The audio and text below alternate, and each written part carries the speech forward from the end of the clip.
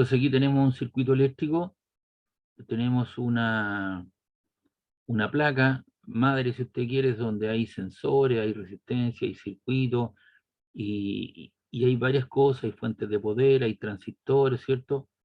Etcétera, etcétera. Y esto es lo que uno ve en la práctica en alguna maquinaria, y cuando se echa a perder una maquinaria y se detecta una falla, lo que se hace es se saca esta placa y se reemplaza por otra nueva que está en el laboratorio o en bodega.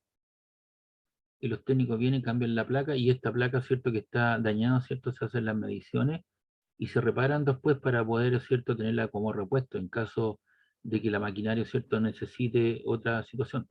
Entonces, esto es lo que se hace fundamentalmente en muchas de la industria de la fábrica, porque eso tiene que estar produciendo 24/7. Entonces se tienen 2 o 3 placas de repuesto en cuestión, como mantención de los equipos. Entonces aquí vamos a comenzar a ver, acá lo que usted tiene es una pila. Esa pila es la fuente E y se llama fuente de fuerza electromotriz, que suministra la energía necesaria en volt. Entonces aquí tiene una energía química que se transfiere, ¿cierto?, a una energía eléctrica y que declara una diferencia potencial entre un punto positivo y un punto negativo. Y hay un flujo de una intensidad de corriente I que va a través de un cable. Esos cables son cables ideales. Se supone que la resistencia es nula, lo cual en la práctica no es cierto, porque la resistencia de un conductor depende de algunos factores geométricos y depende de la temperatura y del material del cual está hecho. Entonces hay un flujo de intensidad de corriente de electrones que se mueven, ¿no es cierto?, desde los puntos de bajo potencial eléctrico a los puntos de alto potencial eléctrico. Este sentido que está aquí es el sentido físico de la corriente. Si yo me meto dentro de un cable y soy parte de los electrones, ¿cierto?, se van a estar moviendo en este sentido, desde el polo negativo hacia el polo positivo. Pero también hay un sentido práctico, y el sentido práctico dice que los electrones se mueven desde los puntos de bajo potencial a los puntos de alto potencial, es decir, el sentido práctico de la corriente va en este sentido, en sentido reloj. Y el sentido físico es el sentido interior, ¿cierto?, por donde se mueven estos portadores de carga. Y hay un experimento, ¿cierto?, que es el experimento Holtz, que eso lo vamos a ver seguramente el segundo semestre, que me indica que los portadores de carga, ¿cierto?, son aquellas partículas que tienen un signo negativo, es decir, los electrones. Y en todo circuito eléctrico tiene que haber un elemento que consuma esa energía eléctrica, que es una resistencia eléctrica. Esa resistencia eléctrica, en términos prácticos, tiene un código de colores asociado aquí, pero en la práctica esto puede ser un secador de pelo que consume energía eléctrica y la convierte en energía térmica o energía tipo calórica. O puede ser un microondas, o puede ser un escandazor, o puede ser un horno eléctrico, una estufa eléctrica. Es decir, hay un elemento que lo consume. Es decir, hay una energía eléctrica y alguien consume y convierte esa energía química en energía eléctrica o energía sonora, energía lumínica, ¿cierto? Y eso se llama la resistencia, que se mide en ohm. Entonces hay 3 factores. Está el voltaje, que ya lo vimos anteriormente, ¿cierto?, que es la diferencia potencial, la tensión eléctrica. Hay una corriente, es cierto, la cual se mueve la información a través de los cables, que son los electrones, que se mide en amperes, y una resistencia eléctrica, ¿cierto?, que es el elemento que consume y que opone una resistencia al paso de electrones. Y eso se mide en ohm. Ahora, esto es lo que uno visualiza, pero en un plano es esto. La patita grande es el polo positivo, la patita chica el polo negativo.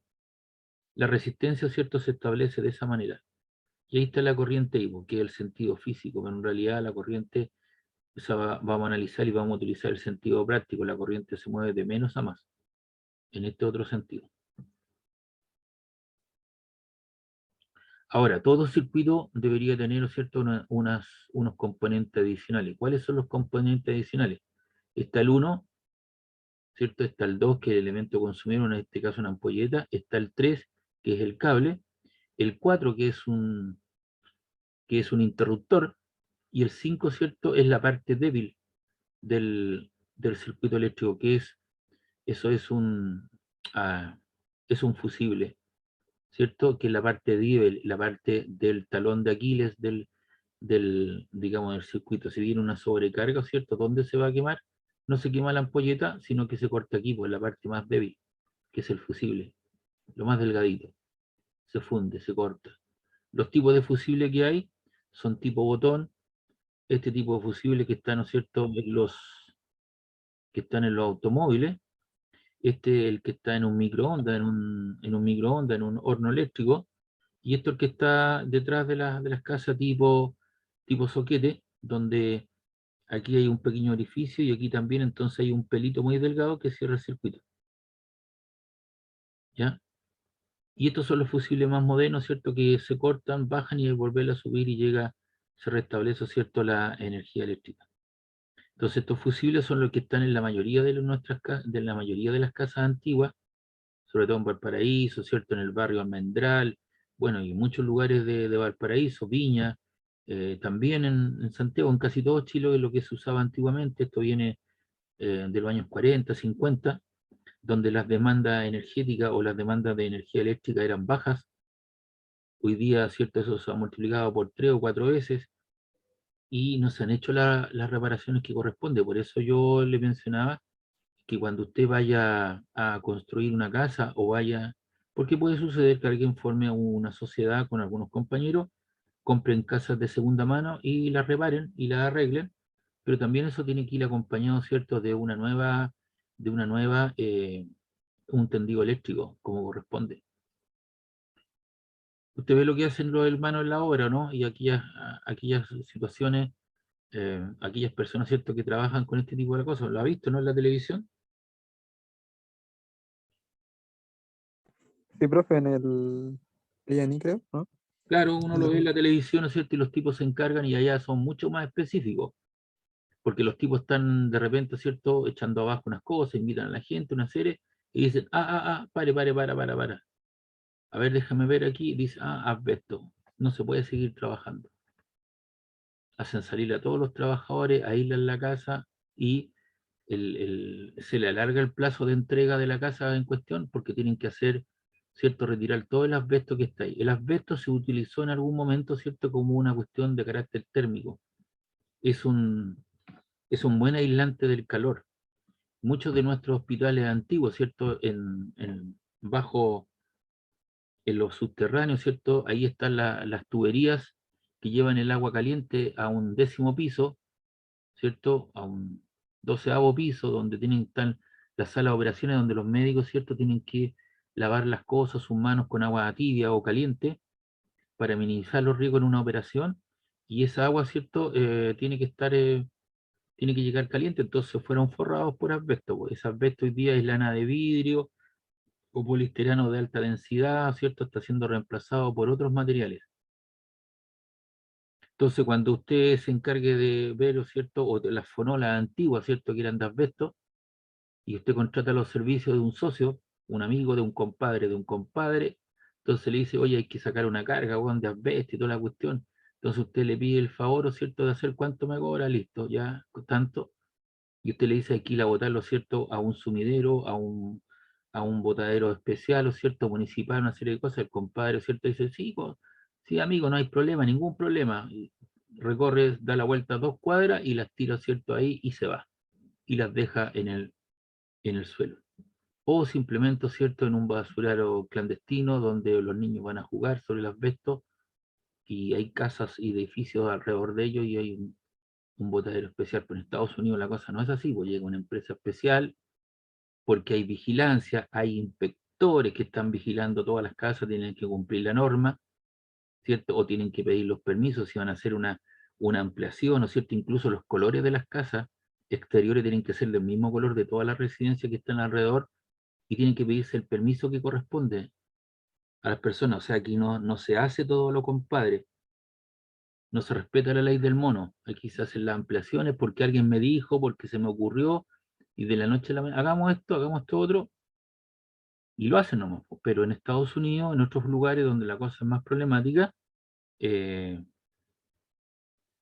la cosa es más seria. Entonces, eh, los cortocircuitos, ¿cierto? Porque las instalaciones eléctricas son deficitarias, habría que cambiar toda la instalación eléctrica y adecuarla a los tiempos, teniendo un fusible de alta y de baja, un fusible, ¿cierto? Un fusible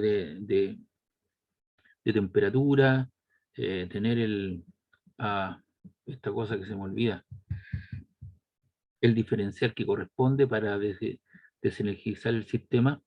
Eso obviamente te eleva los costos, pero tú tienes que hacer conciencia y decirle a la gente, mire, se repararon todas estas cosas, se hizo el cambio de suelo, las paredes, ¿cierto? Fueron pintadas, ¿cierto? O fueron impermeabilizadas, ¿cierto? Igual que el techo, ya no hay goteo, no va a haber goteo, ¿cierto? Y además se cambió toda la instalación eléctrica adecuándola a las demandas energéticas de los años 2020-2021. Y con eso va a tener tranquilidad por 20 años más. Entonces nosotros estamos en la parada, ¿cierto? De poder, aquí en mi departamento que yo vivo en el condominio, tengo dos circuitos eléctricos. Uno para la logia y uno para la logia y la cocina y el resto para la casa. ¿Por qué razón? Porque en la logia está la secadora de ropa y está la lavadora, po. Entonces ahí tengo un enchufe de 5 amperes, que son las patas más anchas. Y la cocina también, porque tú tienes un horno eléctrico, un microondas, el refrigerador que tú le estás consumiendo energía 24/7, porque no lo puedes descongelar, ¿cierto? Para evitar la energía vampiro. Entonces, uno tiene un sistema, ¿cierto?, que le da un poco de seguridad, pues, y nosotros estamos pensando en vender esto y comprarle una casa independiente, pero si yo compro una casa que sea de segunda mano, voy a tener que entrar a estucar, a picar y hacer todo lo que corresponde y cambiar la instalación eléctrica. Entonces, son varios palitos más o varios millones que hay que ponerle encima si la compro más barata. Entonces ahí aparece, ¿no es cierto?, la gente que hace la pega como corresponde y no un compadre de un compadre. Ahora, usted ve lo que pasó en Estados Unidos con el edificio que estuvo en Miami, po. No se ha querido decir nada, pero todos esos edificios que están ahí fueron construidos con arena de mar, po. La arena estaba ahí al ladito, pero esos son edificios de los años 30, de los años 40, donde la norma indicaba otro, no indicaba la norma, y esa sala, ¿cierto?, corroe todos los fierros, lo que está, ¿cierto?, los pilares, etcétera, etcétera, y además la humedad, pues, ambiental, pues si eso tiene cristales de sal. Usted sabe que la construcción tiene que hacerse con arena de río y esa arena hay que traerla del interior, de algún lugar específico, ¿cierto? Donde se extrae la arena, etcétera, etcétera. Entonces no puedes, y aquí en Chile no se fiscaliza ese tipo de cosas. Hay un edificio que está aquí en la avenida Perú, a la altura de la calle San Martín, ahí está, y ese edificio fue en algún momento construido, fue habitado y ahora está prácticamente vacío porque toda la gente que ha llegado ahí sufre cierto de humedad, las paredes cierto se llenan de hongo, se han hecho una serie de otras cosas, pero ese edificio fue construido, se hizo un estudio técnico especialista y se detectó cierto que fue construido con arena de sal, por lo tanto hay cristales de sal, por lo tanto hay humedad. Entonces la gente no, prácticamente ese edificio está desocupado. En el primer piso hay como una galería de arte, no sé si lo ubica Campiña, frente al sanatorio marítimo, por ahí estaba. ¿Lo vio eso, no? ¿Lo he visto? ¿Aló? Yo, profe, por lo menos no. Ya. No, no sabría decirme de qué edificio me habla. Donde está antiguamente el hospital marítimo, ¿cierto? El hospital marítimo, ahí al frente hay un edificio, hay una galería de arte en el primer piso, pues para arriba está casi todo vacío. O sea, ese edificio hay que demolerlo, porque está ocupando un espacio que no corresponde y hacerlo como corresponde. Entonces, todos esos pequeños detalles usted tiene que va a estar ahí, pues. Usted la lleva, pero para eso tiene que aprender todas estas cositas, porque el día de mañana a lo mejor va a contratar sus servicios de un instalador eléctrico autorizado, ojalá que sea autorizado. La unidad de medida que contó, entonces hay una batería, un voltaje, hay diferentes estilos de batería, ¿cierto? Y aquí tiene el elemento que genera la energía eléctrica, es uno que la consume, y si uno quiere medir el voltaje, lo que hace, coloca el multitesta, ¿cierto?, en volts y lo coloca en paralelo para medir realmente el voltaje que está ahí. Si quiere medir la corriente en miliamperes, tiene que abrir el circuito y la corriente tiene que pasar por aquí, ¿cierto?, y conectarla en serie. Y esta está conectada en paralelo si quiere medir el voltaje y la corriente que está ahí, ¿ves? Entonces, el multitester se puede conectar en serie y en paralelo. Entonces, cuando yo voy a medir voltaje, ya sea continuo o alterno, tengo que conectarlo en paralelo, y para medir corriente, ¿cierto? Si es una corriente grande o si es una corriente pequeña, en miliamperímetros lo regulo, pero tengo que conectarlo en serie. Por eso que nuestros alumnos, en general, ¿lo cierto? Cuando van a conectar y van a medir corriente, lo conectan en paralelo. ¿Y qué pasa? Lo queman. ¿Por qué razón? Porque cuando tú tienes el multitester, lo tienes como miliamperímetro, el selector, ¿o cierto?, lo llevas al lugar de las corrientes pequeñas, y por lo tanto la resistencia interna del sistema es pequeño. Entonces, obviamente, viene una corriente grande, lo quema. No quema el aparato, sino lo que quema es el fusible. Entonces, por cada experimento de laboratorio, se tienen que reparar, ¿o cierto?, 5, 6, 7, 15 multitester, porque no fueron micro. Profe, no marca, profe, está malo. No, pues lo quemaste. ¿Por qué razón? Porque lo conectaste, ¿cierto?, en paralelo para medir corriente, y eso se mide, ¿cierto?, en serie, se conecta. Entonces, cuando estás colocándolo en paralelo, la resistencia, ¿cierto?, del voltaje, lo llevas al lugar de la resistencia más grande que esta otra. Por lo tanto, todo el flujo corriente va a pasar algo por aquí, sí, algo que es muy pequeño, pero la mayoría pasa de ahí, de manera de medir el voltaje, ¿cierto?, entre los extremos de la pila, o sea, de la batería o de la ampolleta. El voltaje, la tensión o diferencia de potencial B, el voltaje. Y aquí están las unidades medidas de los componentes que afectan el circuito eléctrico, ¿ves? Ahí tenemos la polaridad, ¿cierto?, el sentido, cómo se mide la corriente, etcétera, etcétera. Y aquí tienes diferentes tipos de medidores. Pues este es un análogo, este es un digital, un multitester, y este también es un multitester digital, pero tú, al apretar el gatillo, se abre esto acá y tú colocas el alambre. Entonces tienes una circulación cerrada, entonces eso te permite calcular además el campo magnético. Y estas cosas te miden voltaje, resistencia, condensadores, diodos, con polaridad. Algunos traen termocupla, te permite también medir la temperatura, ¿cierto?, en grados Celsius. Entonces son de utilidad práctica, y creo que en el tiempo sería bueno que usted se compre uno de estos, un multitester, para que lo tenga ahí en su casa y para que haga mediciones, porque en algún momento las va a tener que hacer. Y si lo sabe utilizar, mucho mejor. Esto cuando estoy haciendo electromagnetismo, ¿cierto? En la Valparaíso, en otra universidad, ahí tenemos el laboratorio, que antes eran presenciales, ¿cierto? Que uno le enseñaba a medir todas estas cosas, y los alumnos lo medían para medir los voltajes, la resistencia, etcétera, etcétera. Y aquí está el concepto de la corriente eléctrica y la densidad de corriente. Entonces, lo que tenemos aquí, un conductor, que es un material, ¿cierto?, por el cual circulan los portadores de carga, y se pueden mover, ¿cierto?, a través de un área. Entonces, la corriente eléctrica es el flujo de carga eléctrica que por unidad de tiempo atraviesa en un área transversal. Aquí tenemos un área transversal, las cargas, ¿cierto?, pasan por aquí, y un amper es un coulomb partido por segundo, y ese coulomb partido por segundo contiene 6,3 por 10 elevado a 18 electrones. Un amper de corriente, 6,3 por 10 elevado a 18. Y ese 18 tú lo puedes subdividir como 3 por 6, y 6 es 1.000.000. O sea, son 6,3 trillones, porque son 3 veces 6 trillones de electrones cuando pasa un amper, que es un coulomb partido por segundo. En general, lo cierto, la corriente se mide como la variabilidad de la carga en un determinado tiempo, o sea, carga partido por tiempo.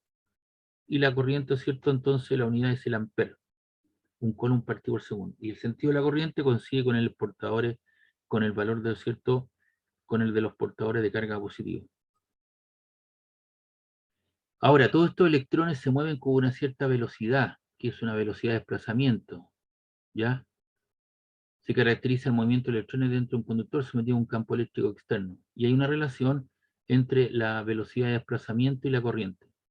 Entonces, aquí tú tienes una cierta área, un cilindro, que atraviesa una cierta distancia. Recuerda que lo hace con velocidad constante, por lo tanto, la velocidad de desplazamiento es la longitud que recorre en un tiempo, así que eso es longitud.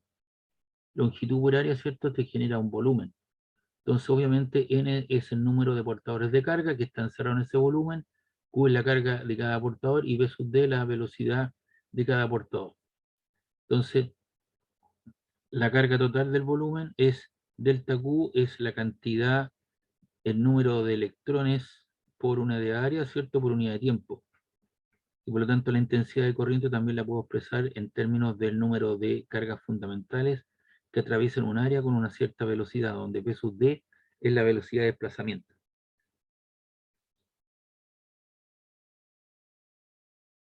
Y también aparece el sentido de la corriente eléctrica y la J, ¿cierto? Que la densidad de corriente es la corriente partido por unidad de área. Ahora, esto es en el caso en que ¿cierto? La densidad de corriente es constante. Si la velocidad de arrastre varía de un punto a otro, uno puede calcular la intensidad de corriente como la integral de J punto de A, donde J es la densidad de corriente y de A es un elemento de área o superficie. El producto punto. Recuerda que el producto punto es J por dA por el coseno de C del ángulo que forman los dos vectores. Después vamos a hacer ejercicio de aplicación, así que no se preocupe. Así como ya usted entendió que existen dos sentidos de la corriente, un sentido físico y un sentido práctico, y que para el análisis de los circuitos los vamos a quedar con el sentido práctico, es decir, los portadores de carga se mueven de los puntos de bajo potencial a alto potencial. También existen dos tipos de corriente. Uno es la corriente continua directa. ¿Quién genera eso? ¿Cierto? Las pilas, las baterías, los dínamos, un motor eléctrico, ¿ya? Que generan una corriente continua, ¿cierto? Se mantiene parejo con un voltaje de 220 volts en el tiempo. Y también existe una corriente alterna, ¿ya?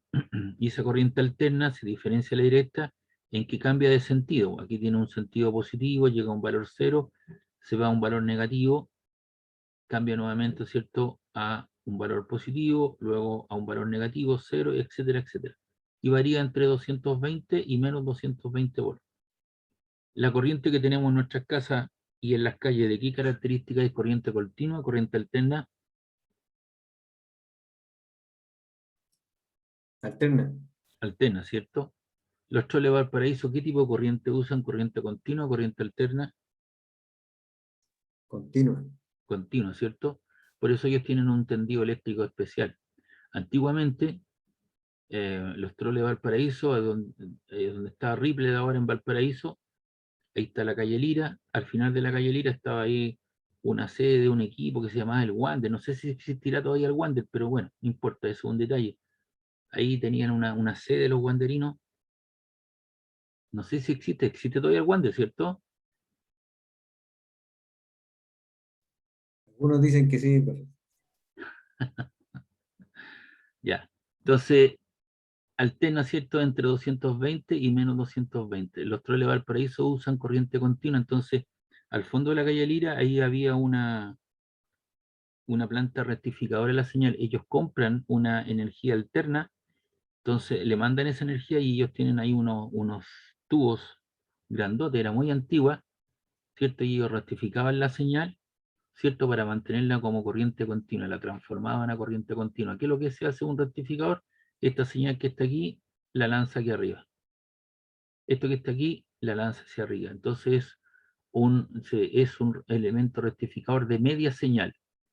Entonces lo que era negativo, positivo, positivo, positivo, esta parte la tirada positiva. Entonces en rigor, ¿cierto? En el tiempo eso más o menos se mantenía constante. Y por lo tanto tenía una corriente continua. Entonces se rectifica mediante un puente rectificador. Y la frecuencia, que es, ¿cierto?, el número de oscilaciones en un segundo, igual esto tiene un periodo, que el tiempo que demora en realizar una oscilación completa, igual cosa la frecuencia, 1 partido por el periodo.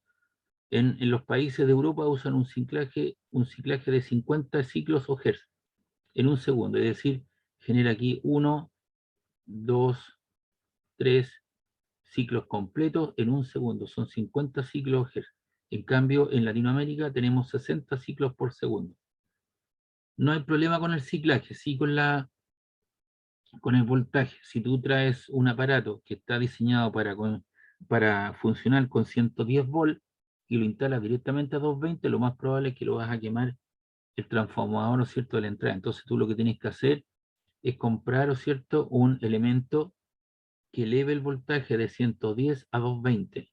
Y te van a preguntar qué potencia va a disipar, qué watt te va a preguntar el tipo. Entonces también tienes que tener asociado la potencia en cuestión. Entonces tú compras un elemento rectificador. Los celulares, ¿no es cierto? Las antiguas celulares, ¿no es cierto? Todos esos transformadores lo que hacían te rectificaban una señal alterna a una señal continua. Y era de media señal. Entonces aparece una línea segmentada, escrita, y una línea continua abajito. Eso significaba media señal. Entonces con el ciclaje no hay problema, sí con el voltaje. A propósito, hay quien era muy amigo, ¿cierto? Y quien propuso la corriente alterna fue Tesla. Y Edison y sus boys usaban, ¿no es cierto?, corriente continua.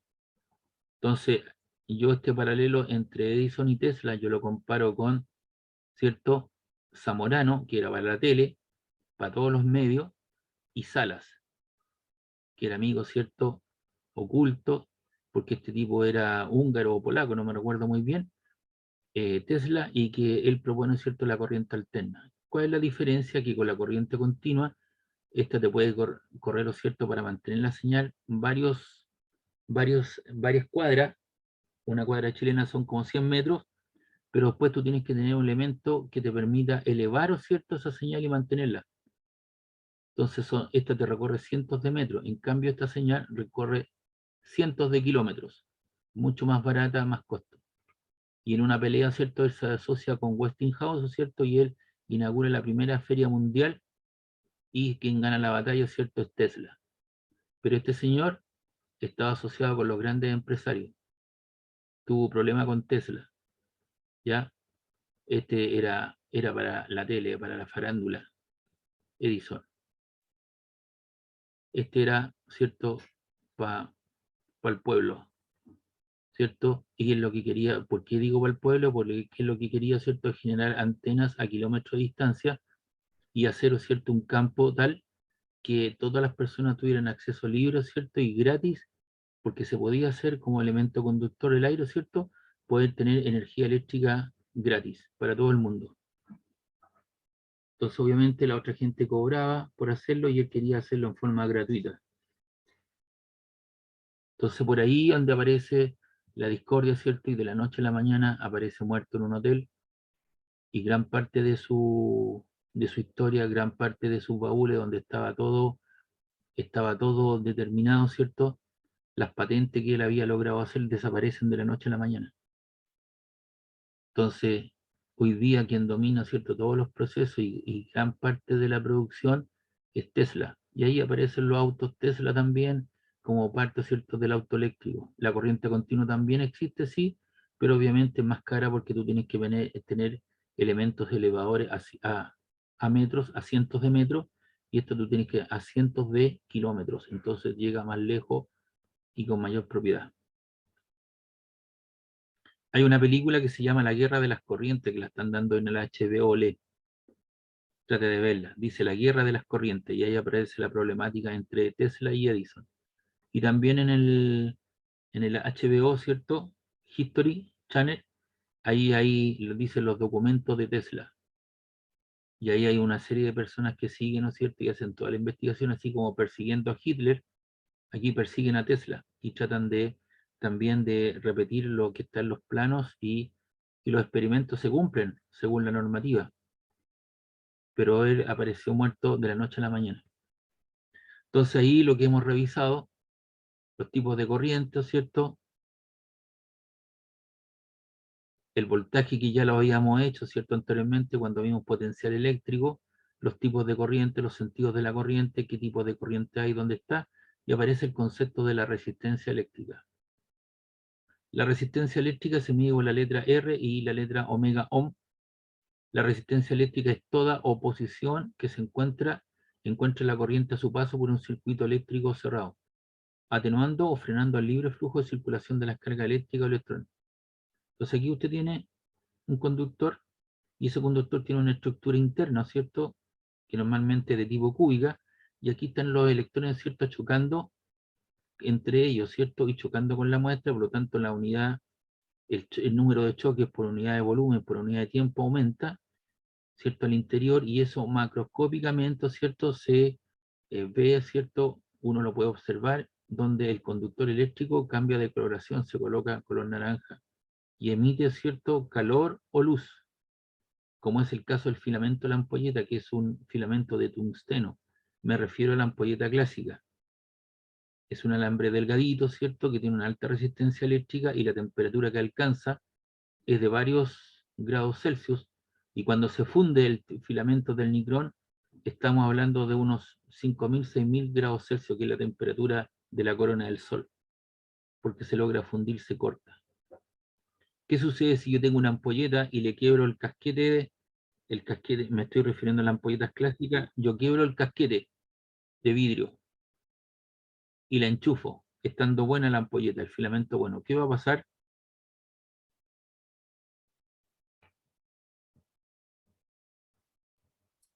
Se funde. Se funde, ¿cierto? Porque entra en contacto con el oxígeno como elemento catalizador. Se incandesce, se funde. Entonces, esto es la realidad. Entonces, existen buenos y malos conductores de electricidad. Entonces, cualquier dispositivo o consumidor conectado al circuito eléctrico representa una carga o resistencia a la circulación de la corriente. Esta es nuestra realidad y uno tendería a esto, a un superconductor. Es decir, yo le doy una estructura interna de tal manera de minimizar el número de choques por unidad de área y por unidad de volumen y de tiempo. Por unidad de volumen y por unidad de tiempo, de manera que los electrones pasen lo más tranquilo posible. Entonces, esto es un superconductor y esto es un conductor, ¿cierto?, que tiene una alta resistencia eléctrica. Entonces va a depender para qué yo lo utilice. Si tú tienes una estufa eléctrica, la estufa eléctrica tiene un tubo de cuarzo, ¿cierto? Y muchas veces ese tubo de cuarzo por alguna cosa se quiebra. ¿Y qué aparece en el interior? Aparece un alambre, ¿no?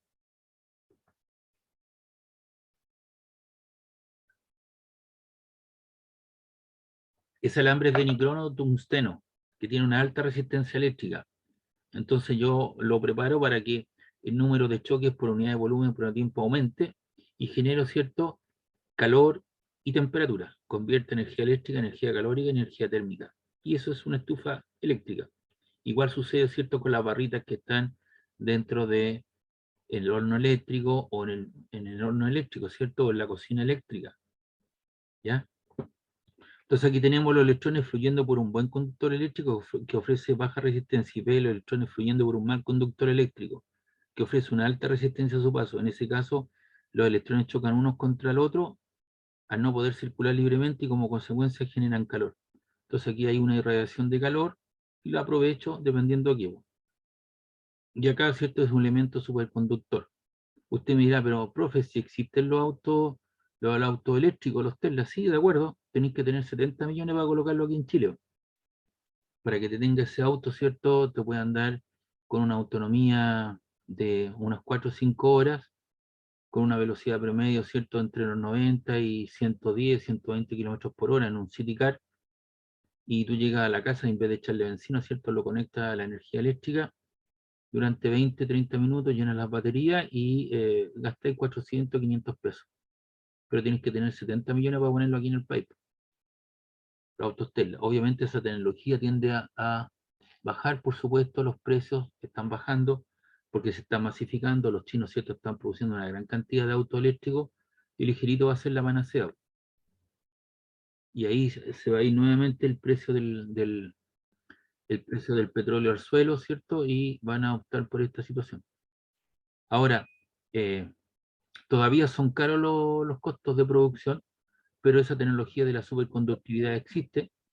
Lo que pasa es que esa patente ya fue comprada, está oculta en alguna caja de banco, ¿cierto? En alguna caja de fondo, por ahí en algún lugar, porque esos quienes la compraron, los tipos que tienen los tarros de petróleo. Entonces, ¿qué hago yo con todo el petróleo que yo tengo? Entonces, una vez que se consuma todo el petróleo, ¿cierto? Ocupamos la energía eléctrica. Y de hecho, eh, acá en Chile están ocurriendo algunas cosas positivas asociadas, ¿cierto?, a la ciencia y la ingeniería, que son pocas, que traspasan al gobierno de turno, quien sea, de izquierda, derecha o de centro, como es, por ejemplo, la inauguración de ese parque fotovoltaico que te va a generar una gran cantidad, ya está generando una gran cantidad de energía eléctrica y que de aquí unos 3 o 4 años más debería bajar el valor del kilowatt hora, porque hay energía que se está generando, ¿cierto? Y se suministra al tendido eléctrico en cuestión, central. Entonces esa energía debería bajar de precio. Y es una energía barata, ¿cierto? Y además es ecológica. Entonces vamos a tener eso y además de eso, como tenemos la energía eólica, y también tenemos energía eólica, ¿cierto? En la zona sur, o sea, en vez de tener energía lumínica, energía del sol, en el norte tenemos energía, ¿cierto? Debido a las corrientes de aire, energía eólica, que también se da la posibilidad, y ya de hecho, ¿cierto? Se hizo una planta para generar, ¿cierto? Hidrógeno verde, que en el fondo, ¿cierto? También tenemos el agua, la tenemos a disposición muy cerca, es cosa con lo cual una planta desalinizadora o desaladora, y tenemos la energía en cuestión y vamos a poder producir cierto hidrógeno verde, que es un hidrógeno barato y una serie de otras cosas. Por lo menos, y otra cosa que me llamó poderosamente la atención, que no se lo hicieron a los candidatos de izquierda, pero sí se lo hicieron a los candidatos de derecha, que fue el asunto del problema del agua, porque la convención, ¿no es cierto?, o la gente ha pedido, ¿cierto?, o está pidiendo que el agua sea un recurso que llegue a todo el mundo y que sea de libre acceso. Entonces, los cuatro se le hizo la pregunta y los cuatro están por la instalación de plantas desaladoras o desalinizadoras de agua, cosa que se tenía que haber hecho hace unos 20 o 30 años atrás. Esa tecnología está al alcance. Hoy día es barato desalinizar agua. Tenemos 4.000 kilómetros de costa, po. Tenemos el Océano Pacífico, tiramos una tubería, generamos una diferencia gravitacional, ¿no es cierto? O un vacío, succionamos agua, le sacamos la sal y la tiramos, ¿cierto?, al desierto, o la tiramos para la gente para que pueda irrigar las plantas, ¿cierto? Y tener y tirarlo, ¿cierto?, hacia arriba nomás, nada más. Hoy día los costos de desalar ese tipo de cosas han bajado mucho. Antes el problema que había adicionalmente era qué uno hacía con la sal. Hoy día esa sal se toma, se trata, se le agregan algunos complementos y se vuelve a tirar, lo cierto, al mar, y eso entrega organismos, ¿cierto? Entrega materiales químicos que permiten, ¿no es cierto?, que la flora y fauna prevalezca, ¿cierto?, y se vuelva al ciclo en cuestión. Entonces hoy día eso es mucho más barato y se está haciendo ese tipo de cosas. Entonces tecnología, aquí no se quiso tomar la decisión porque usted comprenderá, usted a lo mejor era muy pequeño, pero cuando se perdió la democracia, llegó el gobierno, ¿cierto? El gobierno de de dictadura, y muchas empresas pasaron a manos privadas y fueron compradas ciertas acciones. Entonces hoy día gente que está en el Congreso o grandes empresarios tienen acciones. Y esas acciones, ¿cierto?, están en las empresas que proveen de agua potable al país. Entonces, si usted le va a colocar al lado unas plantas desaladoras que van a entregar, cierto, agua a más bajo costo, de hecho en Cabildo o Petorca se saca una cantidad de agua y se vende el litro de agua, creo que a 40 pesos el litro de agua. Es baratísimo. Hay un señor un alcalde que hizo una planta desalinadora y no tienen problema. Ellos sacan agua del mar y la tiran, ¿no es cierto?, a la gente, y la gente hace uso del agua y es baratísima. Entonces, obviamente esas acciones van a bajar de precio y la gente va a perder el tiempo, entonces hay que mantener el sistema, po. Y por eso esa situación no se ha hecho, no se le ha sacado el diente, pero hoy día es posible esa tecnología y mucha gente habla del problema del agua, que no tenemos agua. Si está el agua la tenemos al frente, po. Es cuestión de desalinizar el agua, y la distancia entre costa y los pueblos es pequeña. Y si usted quiere tener más adentro, ¿cierto?, tira un par de tuberías más y llega más al interior, a los valles, ¿cierto?, y una serie de cosas, y coloca motobombas, ¿cierto?, que tiren eso hacia arriba, y eso va a generar, y la energía con que la agua funcional, pone ahí una planta fotovoltaica que le genere la energía necesaria y suficiente para tirar el agua hacia arriba. Es decir, hoy día eso es posible. Pero eso tiene que ver con toda esta cosa que estamos hablando un poco. Y aquí está la resistencia. La resistencia tienen códigos de colores, ¿se dan cuenta? Ahí tenemos unos potenciómetros o resistencias variables, un secador de pelo, y todas ellas se suministran de esa manera. Y acá está lo tradicional. Las resistencias tienen un código de colores, tienen 4 colores. La primera banda, segunda banda, la tercera banda es el efecto multiplicador y la cuarta es la tolerancia, que es de un 5 a un 10%. Entonces aquí tiene la primera banda, si es rojo es 2, si la segunda banda es amarillo es 4, entonces tiene 24, y si la tercera franja que el elemento multiplicador es el amarillo, entonces tiene 24 por, dije amarillo, 24.000, o sea sería 24 kilo ohm, más un 5 o un 10% si es color oro o plateado. Eso es lo que se tiene en el laboratorio, pero normalmente lo que se hace es uno rectificar esto y se mide con un multitexto, ¿cierto? Lleva a lo ON y coloca ahí la resistencia y logra medir en la escala que corresponde. Y ahí tiene azul, que es 6, rojo, que es 2, el efecto multiplicado naranja, entonces son 62 por 10 elevado a 13, son 62 kilos, más o menos el 5% ese valor. Por lo tanto, uno tiene una fluctuación de los valores, la física sigue funcionando, pero cuando estemos van a ser valores fijos, así que no se preocupe por esa situación. Y aquí usted tiene que aprender alguna simbología de los planos, la pila, una bombilla, un interruptor, un conductor, un pulsador, un motor, ¿cierto? Cómo se ve para poder interpretar un plano. Y aquí está el caso de la resistencia de un eléctrica a un material. La resistencia de un elemento material depende de algunas variables como son Rho, L y S. ¿Qué es lo que es L? L es la longitud del cable y S es la sección transversal o área. Es decir, la resistencia es directamente proporcional a la longitud. A mayor longitud, mayor es la resistencia. A menor longitud, menor la resistencia. Y son inversamente proporcionales al área. Si el área es grande, la resistencia es pequeña, porque tengo mayor espacio por donde puede circular la información. Si la S es grande, la resistencia es pequeña o viceversa. Si esto es pequeño, la resistencia es grande. ¿Y Rho qué es lo que es? El Rho tiene que ver con la resistencia específica, o sea, del material del cual está hecho. Y aquí tenemos algunos materiales como el aluminio, el carbón, el cobre, el contactán, que es una aleación, el nicrom, la plata, platino, plomo, tungsteno. Y aquí están los valores de la resistividad a 20 grados Celsius en milímetros cuadrados por ohm partido por metro. Ahí hay que hacer un ajuste cuando uno hace ejercicio. Entonces ahí tenemos esos valores que son el Rho, normalmente uno se lo da, pero en promedio, ¿cierto? La resistividad que uno usa es 4 por 10 a la hora menos 3 grados Celsius a la menos 1. Pero también, cuando vimos dilatación, nosotros veíamos que los materiales se estiran, ¿no es cierto? O se encogen con aumento o disminución de la temperatura. Si se aumenta la temperatura se dilata, y por lo tanto la resistencia de un alambre a una cierta temperatura T es R sub 0, que lo que es R sub 0, eso que aparece ahí, la resistencia a 0 grados Celsius.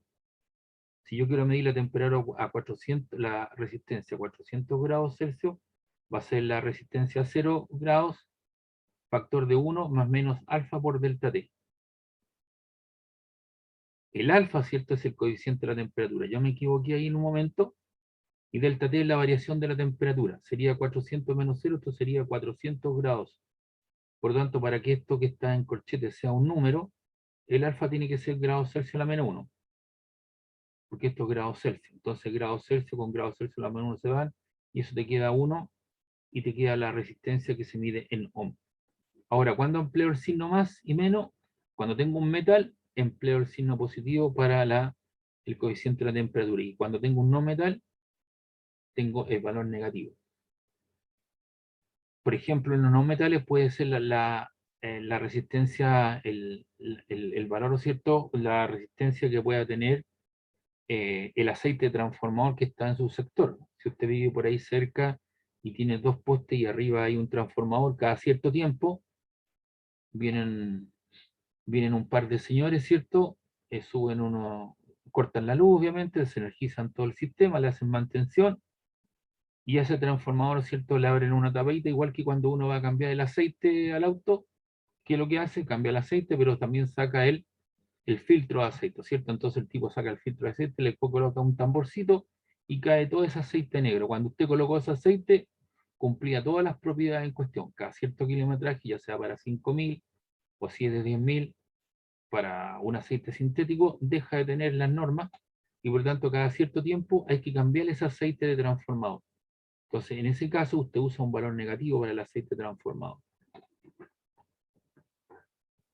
Y ese aceite transformado nuevamente se recicla, ¿cierto? Es de características realitas. ¿Y qué es lo que hace ese aceite transformado? Lo mismo que hace en un motor eléctrico. Mantiene la temperatura a raya, ¿cierto? Controla la temperatura. El aceite de motor automóvil, ¿cierto? Además lubrica, actúa como un jabón, ¿cierto? Limpia las partes interiores.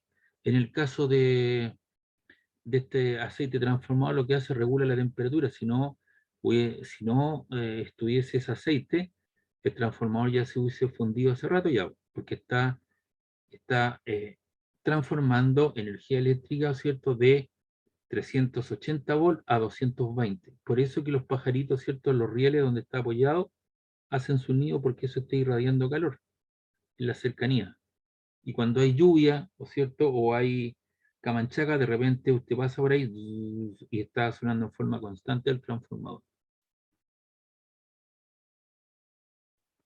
Ahora, en el caso de la conductividad es inverso de la resistividad. Y todos nuestros materiales, ¿cierto? Van a cumplir un postulado que es la ley de Ohm. No sé si tiene alguna consulta, alguna pregunta hasta acá.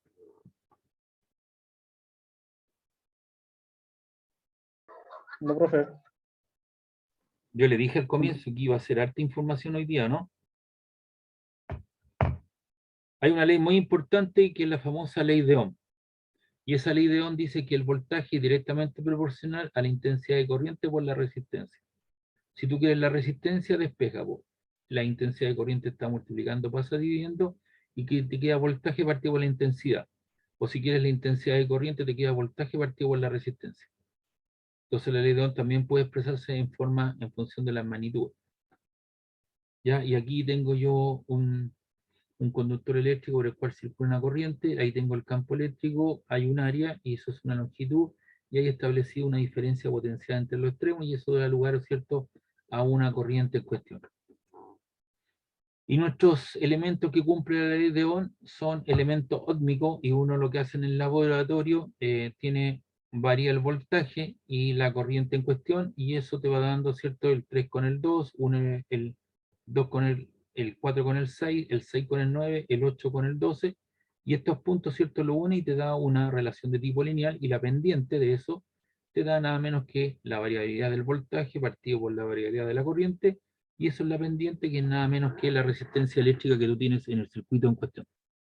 Y los elementos que cumplen esta ley se llaman materiales ósmicos, o sea, cumplen la ley de Ohm, es decir, hay una relación lineal entre la intensidad de corriente y el voltaje, y aquellos que no lo cumplen son elementos no ósmicos, no cumplen la ley de Ohm. Para el caso, por ejemplo, de los líquidos y los gases, en general, ¿o cierto?, no cumplen la ley y no son elementos ósmicos. Aquí hay una ecuación de tipo potencial en general, y por lo tanto no es una relación de tipo lineal. Nosotros en esta pasada vamos a trabajar solamente con materiales ósmicos, o sea, cumplen la ley de Ohm. Y ya dijimos, ¿cierto?, que hay disipación de energía. Entonces acá lo que tenemos en un conductor, el flujo de carga positiva se hace de potenciales altos a potenciales bajos, mientras que los electrones lo hacen en el sentido contrario. Esto se traduce en que la carga pierde energía potencial y gana energía cinética, que se transforma inmediato en energía térmica. Entonces aquí tenemos una carga que está pasando a través de un área en cuestión a otra, donde hay una diferencia potencial, una longitud, y la potencia, la energía perdida por unidad de tiempo, es la potencia, que es la potencia disipada, ¿cierto?, que se mide en watt, es el producto del voltaje por la intensidad de corriente. O también, si tú quieres el V lo quieres expresar como I por R, que es la ley de Ohm, entonces te queda I cuadrado R. Ahora, si tú quieres despejar I, ¿cierto?, y te queda V partido por R, entonces te queda V cuadrado R. Entonces tú puedes expresar la potencia en términos de la intensidad de corriente del voltaje, en términos de voltaje al cuadrado partido por la resistencia, si no tienes la corriente, o simplemente, ¿cierto?, en función de la corriente y la resistencia. Eso va a depender de las condiciones del problema.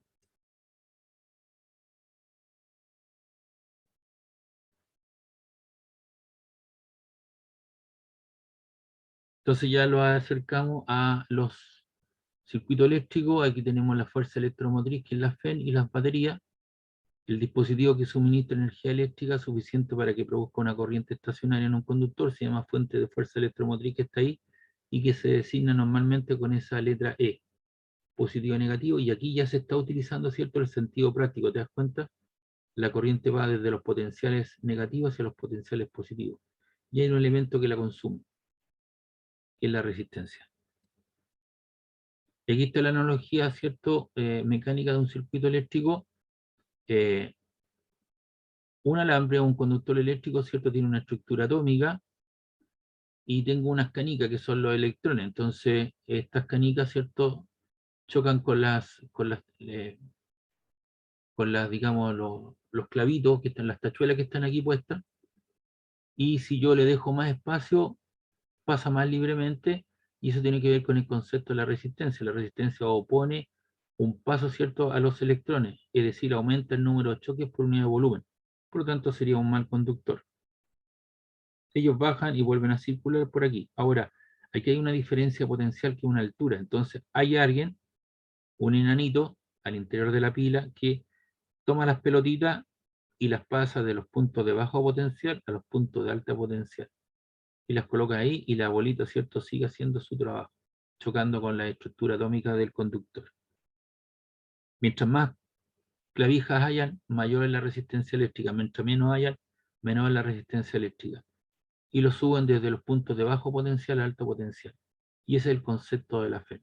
Obviamente el enanito se cansa de estar subiendo constantemente, tratando de igualar esta diferencia potencial, y por lo tanto la pila se gasta, hay que cambiarla, ya no cumple su funcionalidad. En el caso de una FEN ideal, mantiene constante la diferencia potencial entre los bonos, que eso es lo ideal. El voltaje lo mantiene constante en el tiempo, pero una FEN tiende a decaer, tiende a gastarse, y eso es lo real. Una fuente de FEN real y la diferencia potencial en los bonos disminuye con el aumento de la corriente. Ahora, cuando hagamos circuito eléctrico, hay algunos autores que consideran la resistencia interna del aparato por el cual pasa, pero esa resistencia R minúscula es mucho menor que la resistencia externa. En mi caso, yo no voy a considerar la resistencia interna de los equipos, de los instrumentos por los cuales pasan. Entonces tengo la FEM, tengo el punto A y B, circula corriente por la resistencia interna. Entonces esta resistencia de aquí tiende a 0. Prácticamente uno no la considera. Ahora, estas resistencias eléctricas tú las puedes conectar tanto en serie como en paralelo. Entonces aquí tengo el punto A y el punto B, y tengo tres resistencias, una resistencia 1, una resistencia 2 hasta la enésima. Dos o más resistencias se encuentran conectadas en serie cuando al aplicar al conjunto una diferencia potencial, toda ella es recorrida por la misma corriente. Eso es la parte gráfica, esto es lo real. Tengo una resistencia R1, una resistencia 2, tengo los puntos A, B y C, y la circulación de la corriente es la misma, porque tengo un único camino para circular. Entonces la corriente que pasa por ella es la misma, tanto por R1 como por R2. ¿Y qué es lo que yo debería saber? Saber identificar la resistencia en serie. Entonces cuando yo quiero calcular la resistencia equivalente o la resistencia total para 4 o 5 resistencias que estén conectadas en serie, las sumo los valores en forma lineal, y obtengo la resistencia total o equivalente. Y eso es la suma de las resistencias parciales desde I igual 1 hasta N, en este caso el subíndice va corriendo desde 1 hasta 4. Si todas esas resistencias tienen el mismo valor, R sub 0, la multiplico por N, y N que sería 4. 1, 2, 3, 4. 4 veces el valor de una de ellas, porque todas tienen el mismo valor. Y la corriente que circula por toda la resistencia es la misma, porque tengo un camino único, y la diferencia de potencial total entre el punto A y C sería igual a la suma del potencial B sub AB más el potencial B sub BC. Aquí lo que se hace, ¿cierto?, es el voltaje total o equivalente, o el resultante, es la suma de los voltajes en cuestión, que sería para 4 resistencias en este caso, B1, B2, B3 y B4. Y para el circuito eléctrico en paralelo, tengo dos puntos, la resistencia R1, R2 hasta la enésima, y aquí tengo dos resistencias donde llega la corriente y llega a un punto A. Ese punto A se llama el nodo o nudo. Entonces la corriente se distribuye, ¿cierto?, en algunos valores. Se divide en I sub 1 porque va por la resistencia R1, y se subdivide por la corriente I sub 2 porque pasa por la resistencia R2. de tal manera que esa corriente I sub 2 recorre la resistencia, llega al punto B, y acá, ¿cierto? Tengo la corriente I sub 1 que recorre desde 1 y llega a ese punto, y cuando llegan a ese punto, que es el otro nodo, la corriente I1 más la corriente 2 da lugar a la misma corriente de entrada que la salida. La corriente de entrada y la corriente de salida.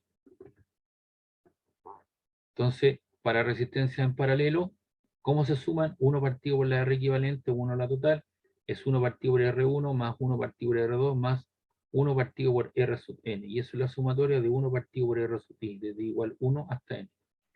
Se suman los recíprocos de ella y luego se despeja R equivalente.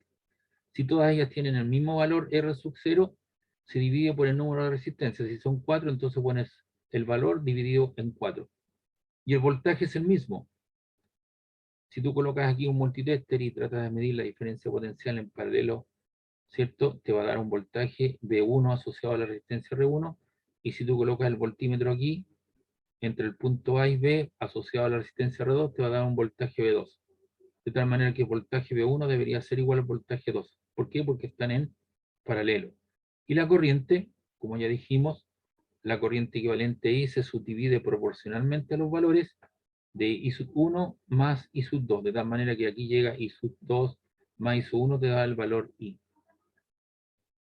Ahora, si las dos resistencias son iguales, aquí entra I, por aquí se va I medios, I sub 1 medio, más I sub 2 medio, o I medios más I medio, para darte lugar ahí. La suma de las dos es la misma. Entonces, estas cosas hay que tenerlas presentes, anotadas en un papel, para cuando vamos a hacer la prueba. Todas estas cositas, estas fórmulas que aparecen acá.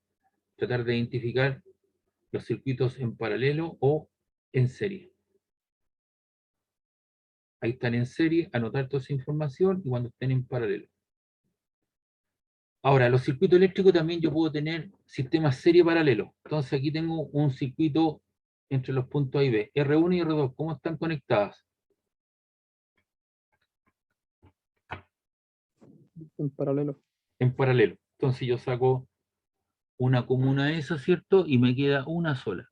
Y la R3 y la R4, ¿cómo están conectadas? También en paralelo. Entonces te queda una aquí equivalente más la otra equivalente, y luego las sumas en serie. Vamos viendo esta parte. R1 y R3, ¿cómo están conectadas? Serie. En serie. Y R2 y R4, También en serie. entonces yo las sumo en forma lineal, obtengo una aquí al frente, una aquí en el medio y otra aquí en el medio, ¿cierto? Y las dos me quedan en paralelo. Y acá tengo dos resistencias, R1, R2, ¿cómo están conectadas esas dos? Sería en serie. En serie, y aquí te queda, ¿cierto? Una equivalente conectada con la R3 en paralelo, tú sacas una, y después de esa que está ahí estaría en serie con la R4. Entonces tú puedes tener ese tipo de situaciones. ¿Ya? Luego vienen las leyes de Kirchhoff. Esto no lo voy a ver hoy día, porque le voy a conversar a Carlos si lo vamos a ver o no, que son las leyes de Kirchhoff, o lo vamos a dejar para el próximo semestre. No lo sabemos todavía. ¿Ya? Así que en principio estaríamos llegando hasta aquí, hasta circuito serie y paralelo. Las leyes de Kirchhoff, no sé si las vamos a ver este semestre o el próximo. Así que mientras tanto, eso lo dejamos ahí en status quo. ¿Alguna pregunta, duda?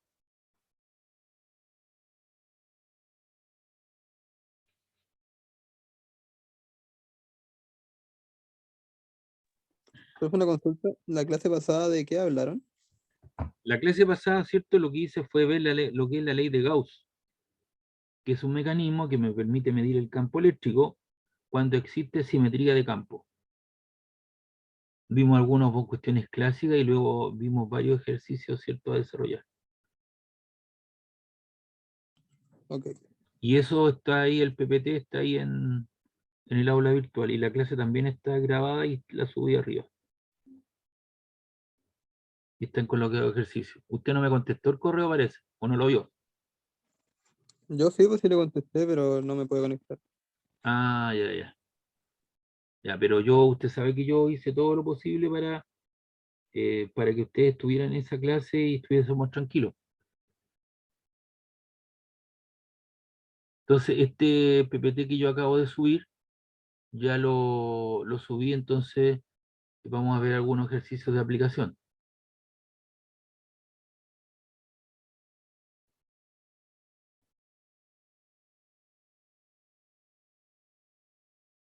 Vamos a ver algunos ejercicios, veamos.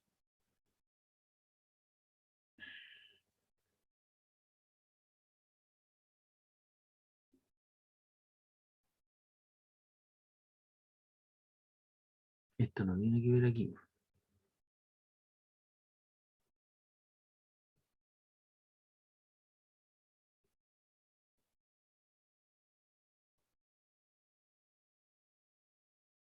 Ya, eso sí. Vamos a dejar ahí.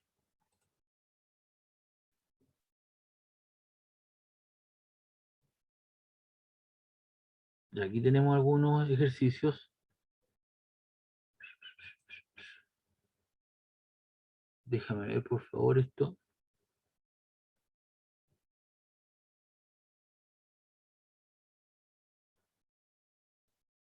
No están con los...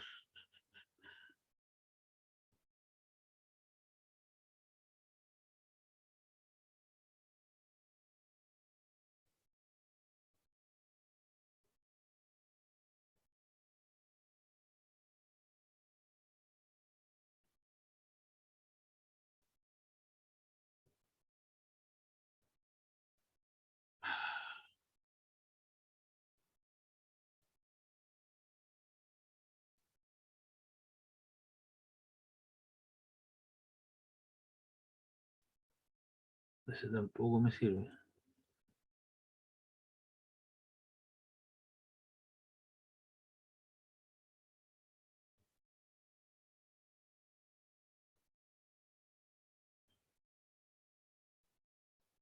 No. Que hay otro que está el enunciado al tiro, ¿me entiendes? Entonces ando buscando el enunciado.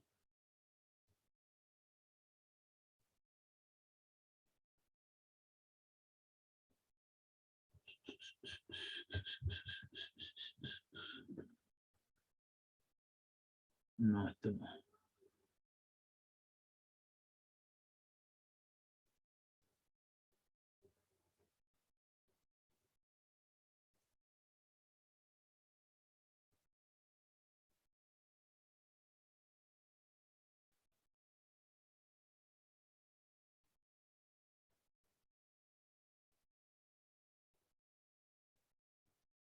No,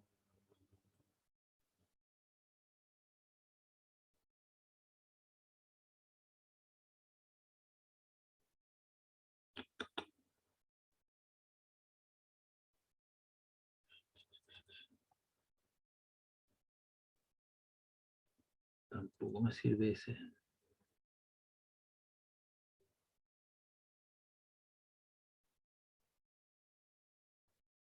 Va,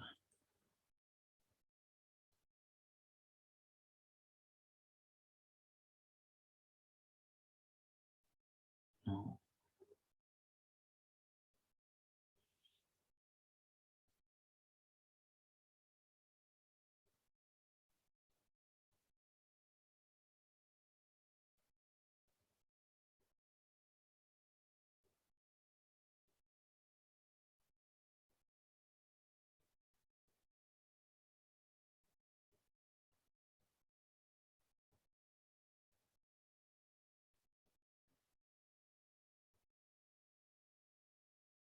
Ya aquí están, ve, están hechos los problemas, pero antes de eso,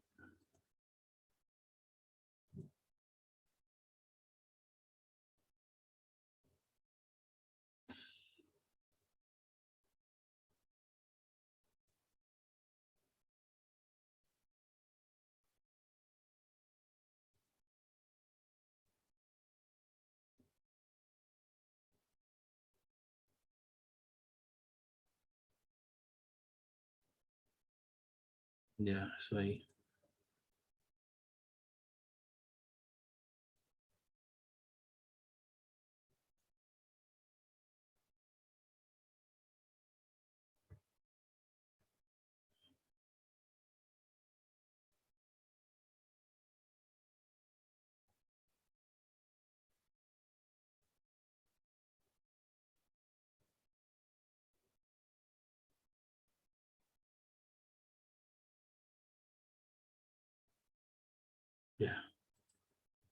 Bueno, vamos a tener que echar mano nomás a lo que...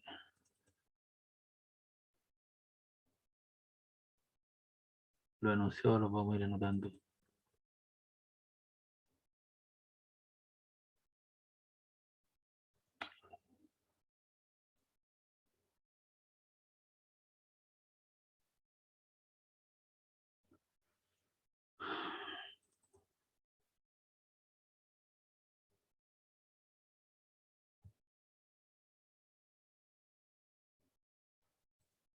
Que ese trabajo ya lo tengo listo, por eso que...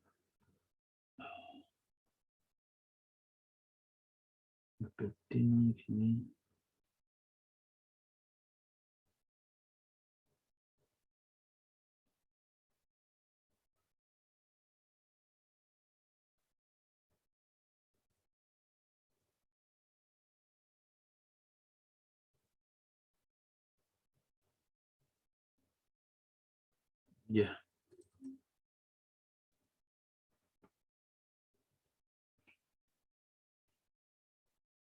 Bien, aquí hay una guía de ejercicio, entonces vamos a ir en la medida de lo posible. Vamos a ir colocando inmediatamente los... Aquí está el problema 3.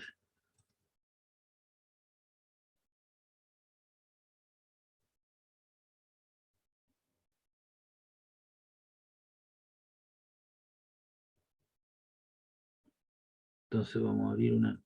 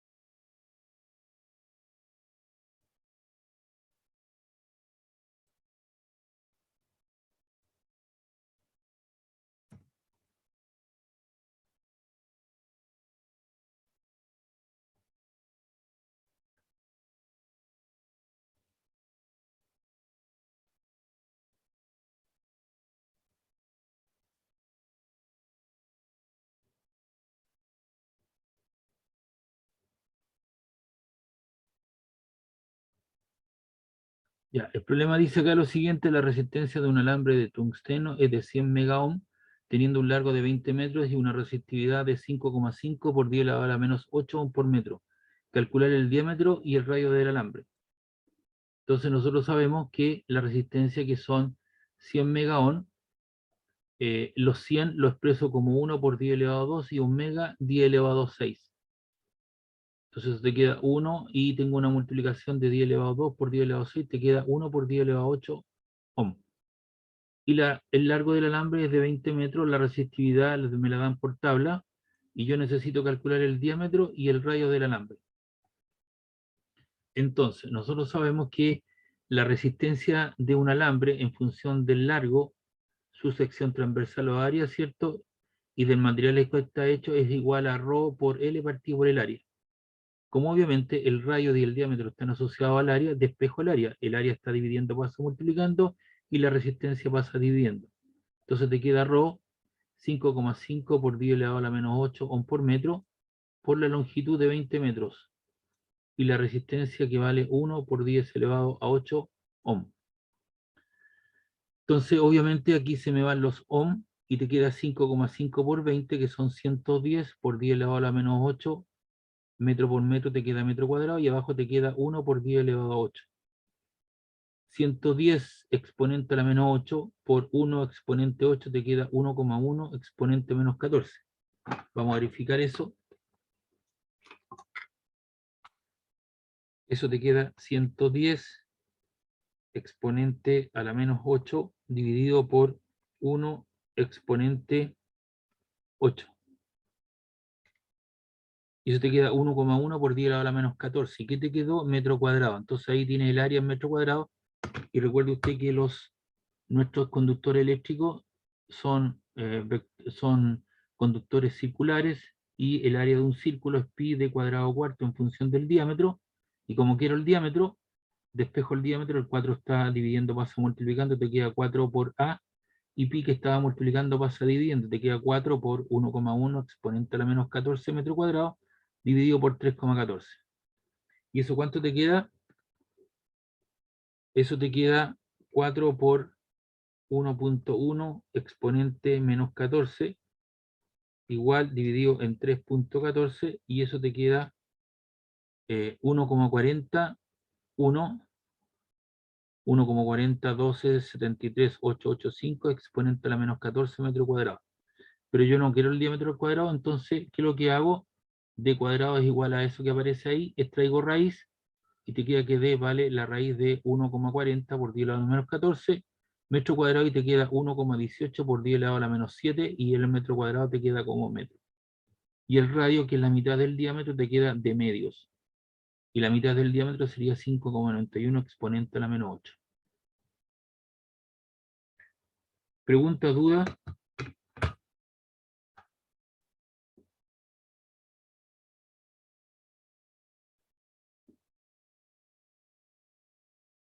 ¿Aló? ¿Alguna pregunta, alguna duda de esto? No, profe. No, Ya. profe. Ok, entonces esta guía yo se las voy a preparar, la estoy subiendo. Lo que faltaba en el enunciado, ¿cierto? Entonces le estoy colocando ordenadito el enunciado y la resolución de él para que usted después lo vea, ¿ves? Entonces ahí tiene su resolución y tiene su enunciado.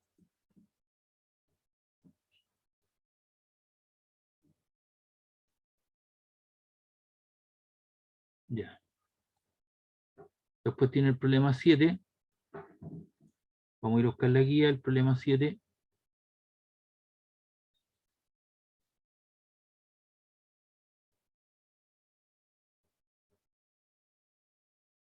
Copiamos y pegamos su enunciado. Esto lo vamos a agrandar un poquito más. Vamos a saltar ahí una... Esto que tiene 16.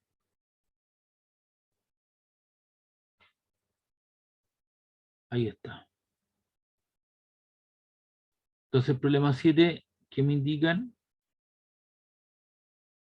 En una ampolleta de las clásicas que uno encuentra en el supermercado, no estoy hablando de esta foto ampolleta LED, ni mucho menos, en la ampolleta dice 77, 75 watts, 220 volts, es decir, me dan la potencia y el voltaje. Y me preguntan cuál es la resistencia de su filamento, cuál es la corriente que circula por ella y la cantidad de calor desarrollado en él, ¿cierto? Ahí falta en él, ¿cierto? En 0,25 horas.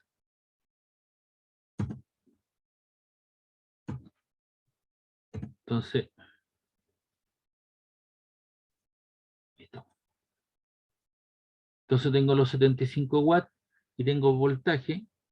Entonces con eso yo puedo aplicar la ecuación de la disipación de energía por efecto Joule como la potencia, el voltaje al cuadrado partido por la resistencia, o, ¿cierto?, potencia V por I, una comita ahí, o la potencia como la intensidad de corriente al cuadrado por la resistencia. ¿Cuál de las tres ocupo? La que yo crea conveniente de acuerdo a las condiciones del medio. Me dan la potencia y el voltaje.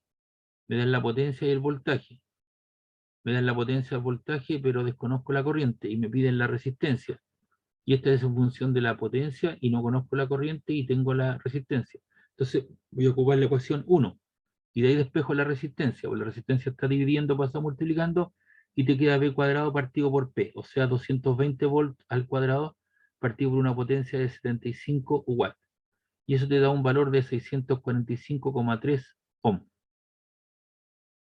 Y luego nos piden la corriente, y ahora puedo ocupar, ¿cierto? Puedo ocupar esta ecuación porque tengo la potencia, tengo la resistencia, pero tengo la intensidad al cuadrado, entonces yo debería sacar raíz, pero en cambio esto es lineal, así que para simplificarme el caso, ocupo potencia, voltaje por intensidad de corriente.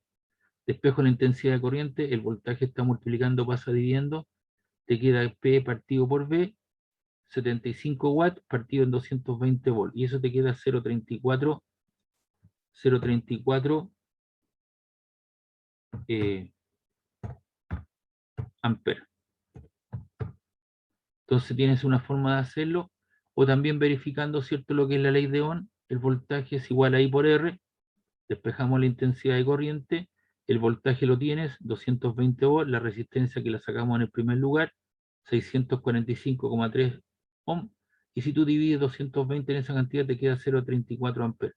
Entonces, si tú te das cuenta, ocupando la relación potencia P por I o el voltaje V igual a R, te da el mismo resultado en cuestión. ¿Cuál de las dos ocupa? La que usted crea conveniente. Y la letra C nos pide la cantidad de energía en forma de calor que se disipa en un tiempo de 0,25 horas en cuestión. Entonces, usted sabe que la energía eléctrica, ¿cierto?, es igual, de acuerdo a la ley de conservación de la energía, toda la energía calórica se transforma en energía de tipo eléctrica. Y la energía eléctrica es del tipo potencia en un determinado tiempo.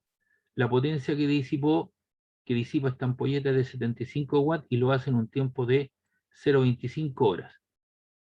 Y recuerda que los 75, los watts son joule partido por segundo, entonces ahí lo multiplico por 0,25 horas, tengo una incompatibilidad de las unidades de tiempo, ¿cierto? Segundo hora, y eso te queda 75 joule partido por segundo, esto te quedó 0,25 y una hora tiene 3600 segundos. ¿Por qué hago la conversión? Para que me quede segundo por segundo. Entonces, si tú multiplicas 75 por 0,25, por 3600 te queda 67.500 joule. Y recuerda que un joule equivale a 0,24 calorías, porque el calor, ¿cierto?, se expresa en calorías. Entonces tú multiplicas la cantidad de joule, lo multiplicas por 0,238 o 0,24 para transformarlo en calorías. Y por lo tanto, ¿cierto?, eso se generan 16.200 calorías. Y aquí yo te pongo como relación, porque esto lo vimos el primer semestre, ¿cierto?, lo vimos ya hace tiempo. Una caloría son 4,186 joules y un joule 0,24 calorías, para que entiendas por qué multipliqué los joules por 0,24 para pasarlo en calorías. ¿Preguntas, duda, consulta?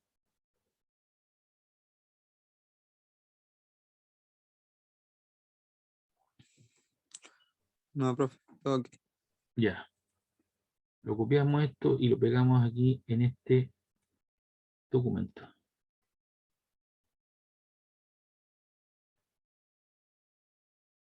Entonces esto vamos a tratar de tirar un poquito más arriba aquí.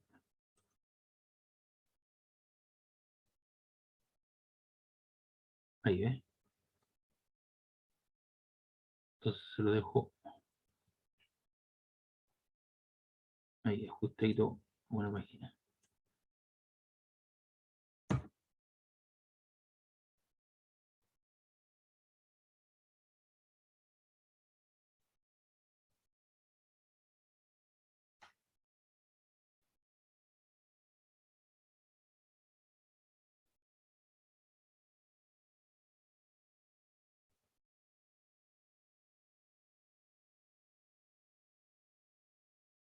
Ya, acá tenemos un problema.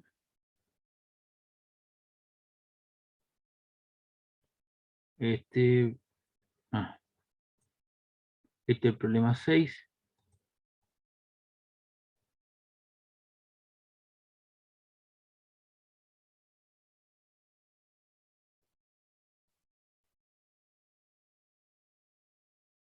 Lo copiamos esto y lo llevamos a nuestro...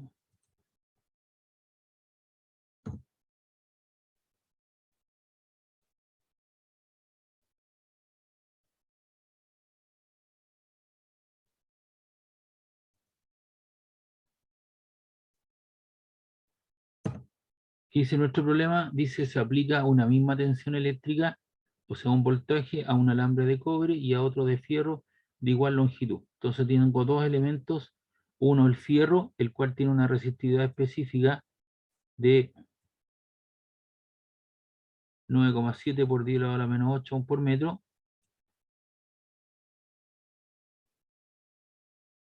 y el otro tiene una resistividad del cobre de 1,7 por 10 a la menos 6 ohm por metro.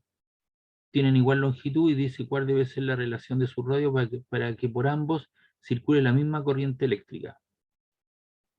Entonces aquí tenemos un alambre de cobre, el cual tiene ciertas propiedades, ¿cierto? O ciertas cosas que me dieron. Tengo un voltaje asociado al de cobre, va a circular por él una corriente, tiene un cierto largo y un cierto ρ, que es 1,7 por 10 a la menos 6 ohm por metro. El alambre de fierro tiene un voltaje asociado al fierro, una intensidad de corriente del fierro, el largo del alambre de fierro y el ρ del fierro. 9,7 por 10 a la menos 8 ohm por metro. Entonces, como están conectados, ¿cierto? Van a tener el mismo voltaje, ¿cierto? Si dos resistencias tienen el mismo voltaje, significa que están en paralelo. Entonces tengo que el voltaje de cobre es igual al voltaje de fierro. ¿Por qué coloco esa igualdad? Porque el problema me lo dice. Se aplica una misma tensión eléctrica a un alambre de cobre y a otro de fierro y además de igual longitud. Entonces los voltajes son iguales y aquí voy a aplicar lo que es la famosa ley de Ohm. Ahí está malo eso.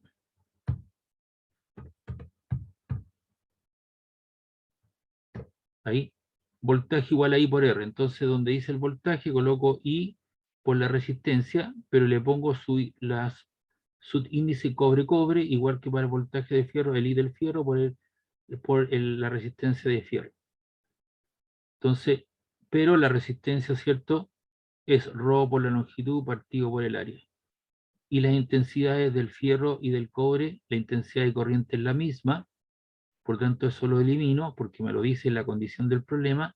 Entonces me queda la resistencia de cobre, que es el ρ del cobre por el largo de cobre partido por el área de cobre. Y la resistencia de fierro es el ρ del fierro por el largo de fierro partido por el área de fierro.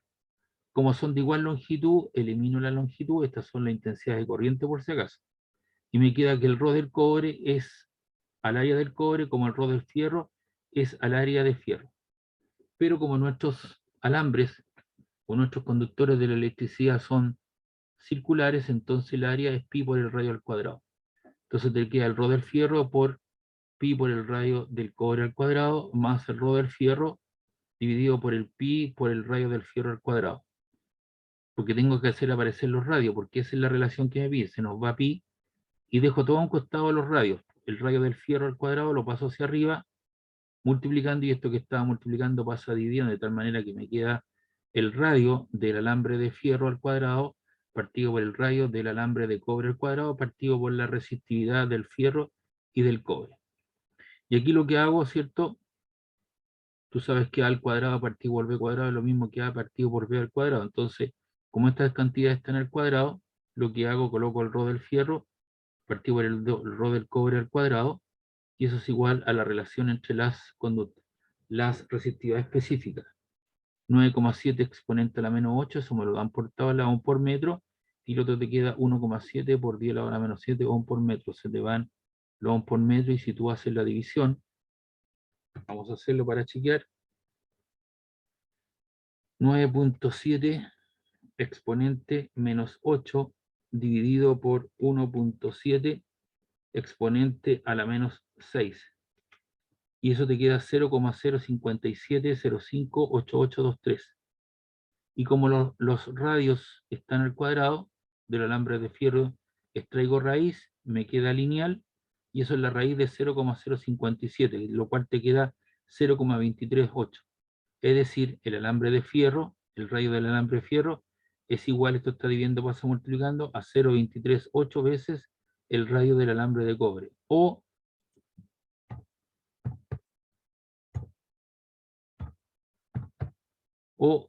si tú quieres despejar aquí, el radio del alambre de cobre sería 1 partido por 0,238 veces el alambre de fierro, que sería 4,2 veces el radio del alambre de fierro. ¿Preguntas, dudas?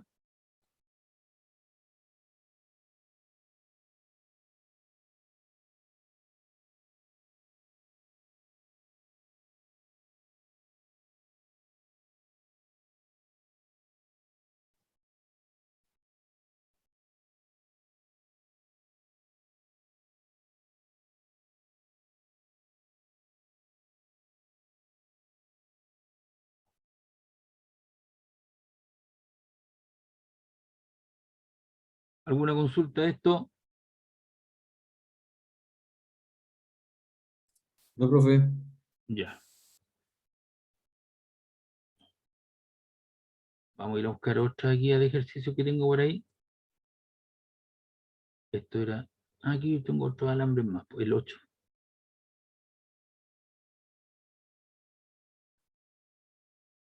El 8.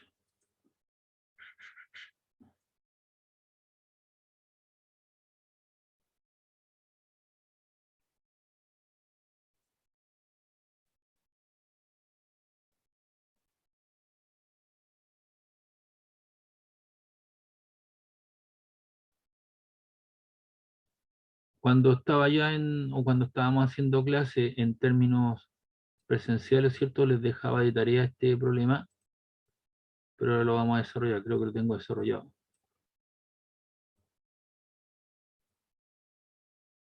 No es necesario que le suba la guía porque aquí tú tienes el enunciado del problema y tienes la resolución. Entonces el problema 8 dice lo siguiente: hay dos alambres de igual longitud, nuevamente, uno de cobre y el otro de wolframio. El wolframio también es una aleación, transportan la misma corriente cuando se conectan a una misma batería. Si yo lo conecto a una misma batería, lo estoy conectando en paralelo. Y preguntan cuál es la razón entre sus diámetros. Entonces me dan unos datos, el Rho del cobre y el Rho del wolframio, que me lo dan por tabla. Y esto sería aquí. Aquí tengo el alambre 1, el alambre 2, esto es el del cobre, tiene una cierta longitud. Tiene una longitud del wolframio, tiene una resistividad específica al cobre, el voltaje para los dos, ¿cierto? Ahí. Ya. Sus longitudes son iguales, como están en paralelo, los voltajes son iguales, y los voltajes los expreso en función de la intensidad de corriente de la resistencia, ley de Ohm, para el cobre y para el wolframio, pero las corrientes son iguales tanto para el cobre como el wolframio.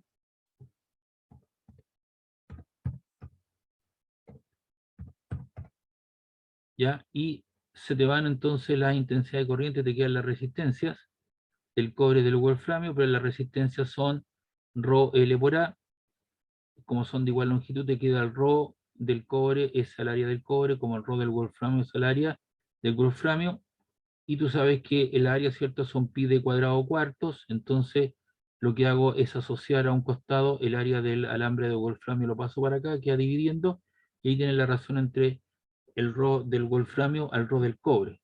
Entonces te queda la razón entre el área pi de cuadrado cuartos y pi de cuadrado cuartos para el wolframio y el cobre a la relación entre su resistividad específica. Tienes una división de fracciones, conserva el primero igual, el segundo se invierte, se te van los pi cuartos, te quedan los diámetros al cuadrado del wolframio al cobre, como el Rho del wolframio al cobre, asocio los dos a un solo término, coloco los valores que me dan y se me queda 3,29, extraigo raíz, tanto a la derecha como a la izquierda, te queda 1,81. Por lo tanto, el diámetro del alambre de wolframio es el alambre de cobre como 1,81, entonces digo que el diámetro del alambre de wolframio tiene que ser 1,81 veces el diámetro del cobre, o el diámetro de cobre, ¿cierto? Sería 1 partido por 1,81, que te queda 0,50 veces 0,55 veces el diámetro del wolframio. Parecido al anterior, pero ahí se está ocupando, ¿cierto?, algunos conceptos teóricos como son dos resistencias conectadas en paralelo, de que depende, ¿cierto?, la resistencia de un alambre de una cierta sección área del material del cual está construido. Estamos aplicando lo que es la ley de Ohm, hemos aplicado, ¿cierto?, lo que es la potencia eléctrica, la conversión de energía eléctrica en energía tipo calórica, etcétera, etcétera. Este problema que está aquí lo vamos a dejar aquí abajo con su aplicación. Entonces a esto le vamos a dar un poquito más de guataje, ahí, para que quede más bonito. Ahí está, entonces tiene su enunciado y su resolución, y aquí tiene el otro problema, ¿cierto?, también asociado a su resolución.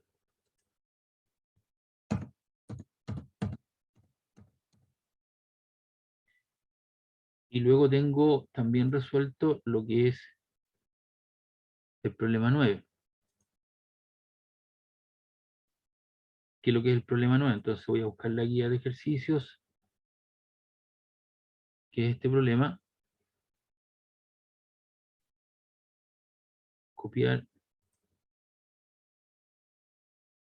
Y lo pegamos acá. Entonces, esta figura,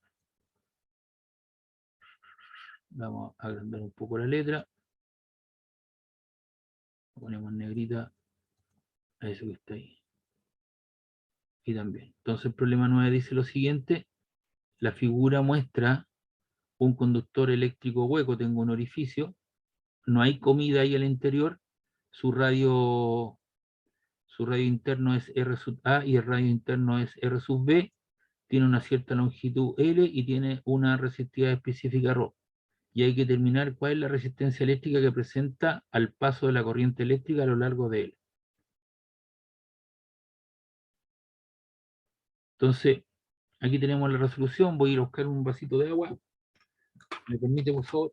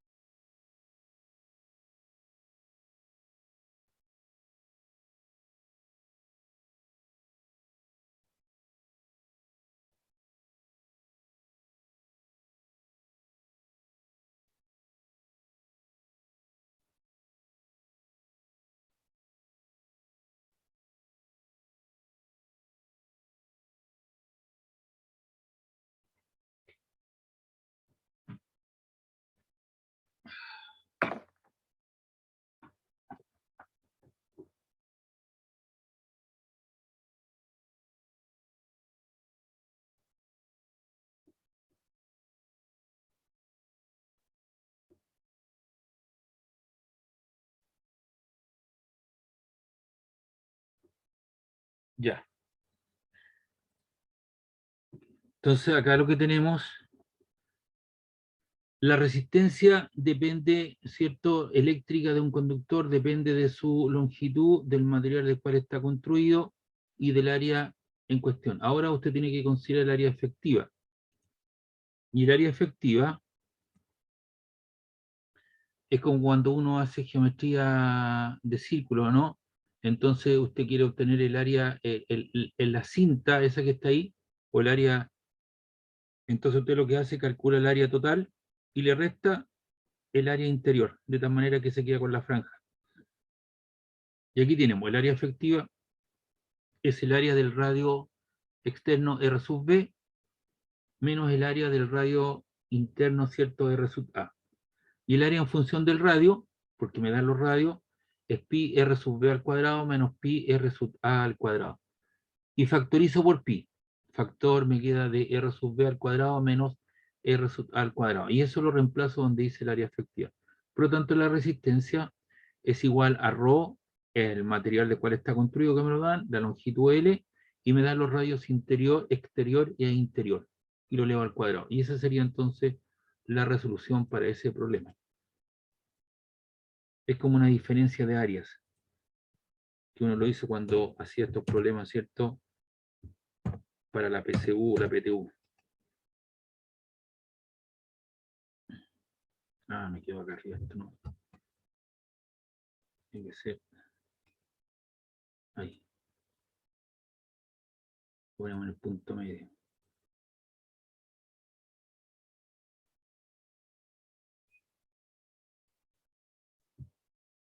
Y ahí estaría entonces su resolución. Y tenemos también, dentro de nuestra resolución de problemas, tenemos el problema 2. ¿Ya? Vamos con el problema 2. Después ya viene lo que son circuitos eléctricos. Eso yo creo que lo vamos a ver en la próxima clase. El problema 2 está aquí.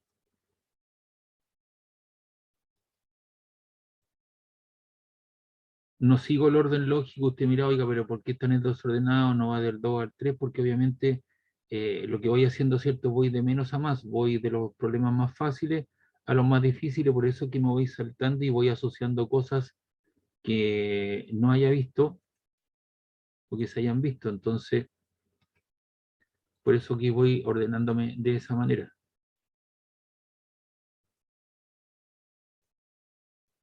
Ya. Aquí dice el elemento calefactor de una cafetera opera a 120 volts y conduce una corriente de 2 amperes. Entonces, el calefactor, la cafetera en el fondo, ¿cierto? Lo que tiene es una resistencia que está enrolada, ¿cierto? O enrollada a través de un alambre circular que es de aluminio, hueco, y adentro va la resistencia eléctrica.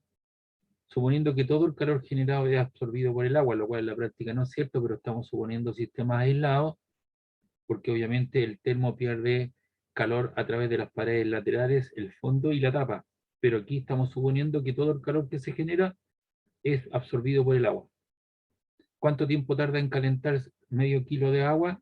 Desde la temperatura de 23 grados Celsius, una temperatura ambiente, hasta el punto de ebullición de 100 grados Celsius. Y me dan como dato la densidad del agua, que vale 1 por 10 elevado a 3 kilogramos metro cúbico.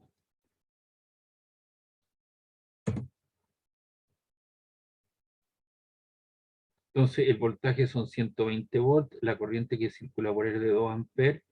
Aquí aparece el calor específico del agua, que eso lo vimos, ¿cierto?, la vez pasada. Eso es 1 caloría gramos por grado Celsius. Me piden el tiempo que se demora en calentar, ¿cierto?, medio kilo de agua, ¿cierto?, para alcanzar una temperatura de 77 grados Celsius, es decir, desde 23 hasta 100. Entonces la diferencia son 100 menos 23, te queda 77 grados Celsius. Y ese medio kilo son 0,5 por 1000, un kilo tiene 1000 gramos, son 500 gramos. Recuerda que cuando yo aumento, disminuyo la temperatura, aparece el calor específico y todas las unidades de calor tienen que estar en calorías, todas las unidades de temperatura tienen que estar en grados Celsius y las unidades de masa tienen que estar en gramos. Por eso que los kilos los paso a gramos. Y de acuerdo a la ley de conservación de la energía, toda la energía eléctrica o toda la energía calórica o toda la energía eléctrica se convierte en energía tipo calórica. Pero la energía eléctrica es la potencia en un determinado tiempo, y además tú sabes que la transferencia de energía en forma de calor es a una sustancia sin producir un cambio de fase. Ojo, es agua que se aumentó su temperatura. Es la masa por el calor específico por la variabilidad de temperatura. Entonces, donde dice E, tú reemplazas potencia en un determinado tiempo, y delta Q, que es la masa por el calor específico por la variabilidad de temperatura. Pero resulta que la potencia es V por I. ¿Y por qué uso eso? Porque me dan la corriente y me dan el voltaje. Entonces tengo la potencia 120 volt por 2 amperes, me queda 240. Por ampere es watt. Entonces te queda 240 watts en un determinado tiempo. La masa son 500 gramos, el calor específico es 1 caloría por gramo por grado Celsius, y el aumento de temperatura desde 23 hasta 100 son 77 grados efectivamente.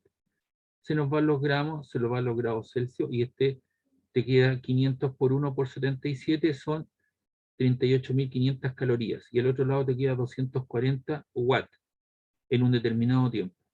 Y recuerda que los watts son joule partido por segundo.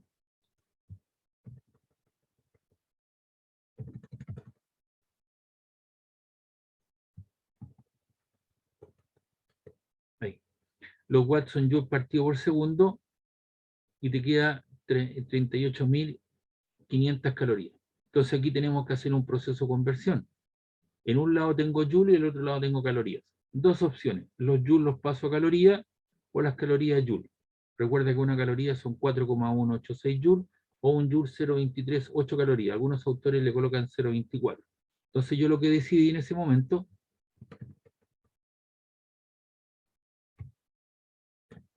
fue pasar los joules a calorías, y para eso multipliqué por 0,238 calorías en un determinado tiempo, y te quedó las unidades de segundo. Y te queda 38.500 calorías. Se me van las calorías. Ese segundo que está ahí pasa arriba multiplicando, y te queda 240 por 0,238. Y 240 por 0,238, eso te queda 5.700 o 57,12 número, ¿ya? Y te queda 38.500 segundos, el tiempo que está ahí lo dejo donde mismo, y el 240 por 0.238, que son 57,12, está multiplicando, pasa dividiendo y te queda 38.500 dividido por 57.12, y eso te da igual a 647, a colocar los lentes, eso te queda 647,0196,078. Yo lo coloqué 674,01 segundos. Y como normalmente nosotros estamos midiendo en minutos, recuerda que un segundo, ¿cierto? Un minuto tiene 60 segundos, así que un segundo son 1 partido por 60. Y si eso tú lo divides en 60, te queda 11,23366013. Yo lo dejé como 11,23 minutos. Es decir, si tú colocas la calentadora de agua para tomarte un café más rato, sabiendo que por él van a circular 120 volts, una corriente de 2 amperes y que tienes medio kilo de agua y la temperatura a la cual echaste el agua eran 23 y lo vas a hacer hervir a 100, va a disipar, va a demorar aproximadamente 11,23 minutos. En rigor, ¿cierto? Esta cosa cambia porque son 220 volts aproximadamente y son como 5 amperes. Así que el tiempo se reduce a la mitad, como 5 minutos y algo, 4 minutos y algo. Entonces aquí tenemos un proceso de conversión de unidades. Estamos ocupando lo que vimos el semestre pasado, ¿cierto? Lo que es el calor específico, el delta Q como MC delta T, la potencia eléctrica, estamos ocupando la ley de Ohm, resistencia, ¿cierto? Cuando están conectadas en paralelo en serie, etcétera, etcétera. No sé si tienen alguna consulta o duda. Copiamos esto y lo pegamos aquí abajito.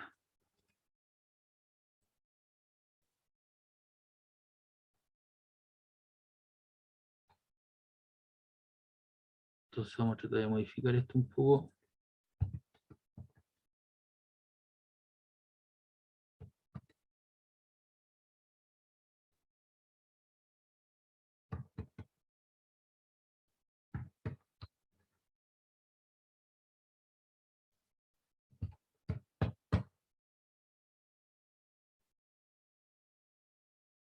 Me ha caído justito acá.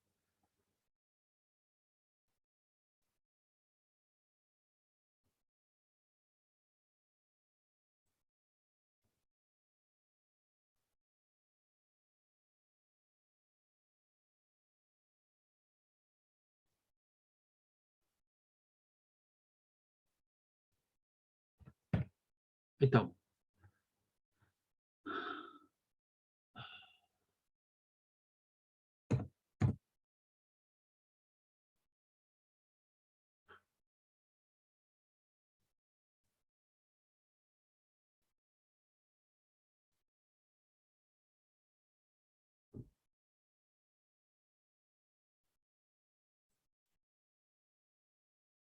Ahí está. ¿Alguna consulta, duda de esto? ¿Alguna pregunta? ¿Aló? No, profe.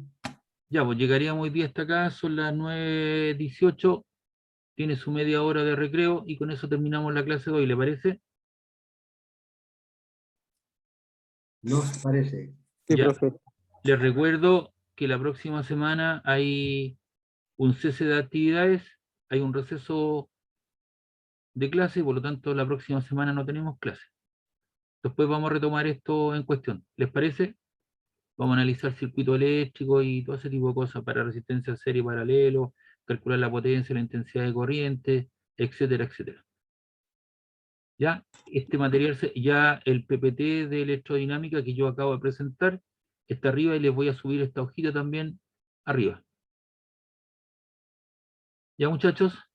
Ok, profe. Profe, La prueba va a ser profe, con ejercicios de este tipo, ¿sí? Sí, pues si usted sabe, ya me conoce que yo le pregunto cosas que he visto en clase, ¿no? O le Sí. pregunto cosas así para matarlo.